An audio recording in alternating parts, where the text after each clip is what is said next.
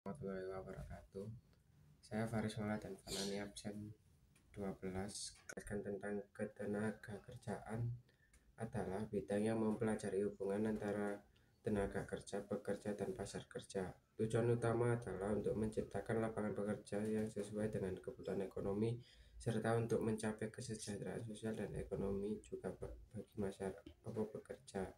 Beberapa aspek terkait dengan ketenaga kerjaan antara lain jumlah tenaga kerja, jumlah orang yang tersedia untuk bekerja dalam suatu negara atau daerah, kualifikasi tenaga kerja, keahlian dan pendidikan yang dimiliki oleh pekerjaan yang dipengaruhi jenis pekerjaan yang bisa diambil.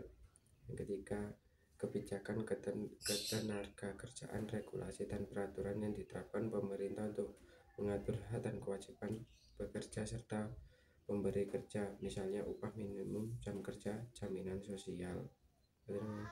Materi yang kedua, sistem upah. Sistem upah merujuk pada cara pemberian imbalan kepada tenaga kerja atas pekerjaan yang dilakukan. Beberapa sistem upah yang umum diterapkan: upah tetap. Jumlah upah yang diberikan kepada pekerja tidak berubah meskipun ada variasi dalam jam kerja atau volume pekerjaan. Upah per jam. Pekerjaan dibayar berdasarkan jam kerja yang telah disepakati. Upah berbasis hasil. Pekerja mendapat bayaran sesuai dengan hasil atau output yang dihasilkan, misalkan dalam bentuk komisi atau insentif.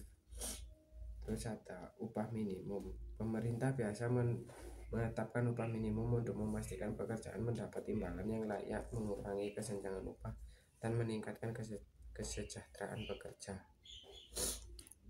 Yang ketiga ada pengangguran. Pengangguran terjadi ketika orang yang aktif mencari pekerjaan tidak dapat menemukan pekerjaan yang sesuai. Jenis-jenis pengangguran adalah pengangguran friksional, pengangguran yang terjadi karena pergeseran antara pekerjaan lama dan pekerjaan baru.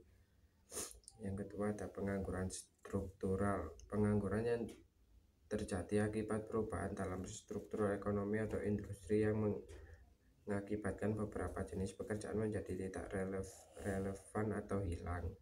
Yang ketiga ada pengangguran sikilal, pengangguran yang terjadi akibat fluktuasi ekonomi, misalnya pada saat resesi atau penurunan ekonomi.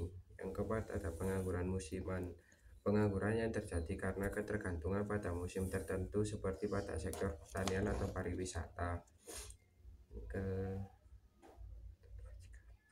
Yang kelima ada tingkat pengangguran, kondisi ekonomi. Ketika ekonomi tumbuh, lapangan kerja meningkat. Sebaliknya, dalam kondisi resesi, pengangguran cenderung meningkat.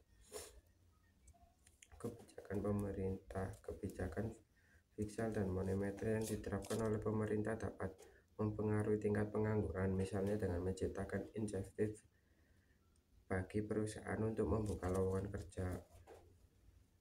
Yang terakhir, teori upah dan pengangguran. Tingkat ekonomi menyatakan bahwa tingkat upah dan pengangguran saling berhubungan. Pada tingkat upah yang rendah, pengangguran mungkin tinggi karena pekerja tidak tertarik dengan pekerjaan yang ditawarkan. Sebaliknya, jika upah terlalu tinggi, perusahaan mungkin mengurangi jumlah pekerja yang dibutuhkan, yang dapat menyebabkan pengangguran. Secara keseluruhan, ketenaga kerjaan, sistem upah, dan pengangguran adalah tiga elemen yang penting dalam perekonomian yang saling terkait dan mempengaruhi kesejahteraan sosial serta stabilitas ekonomi. Sekian, terima kasih. Assalamualaikum warahmatullahi wabarakatuh.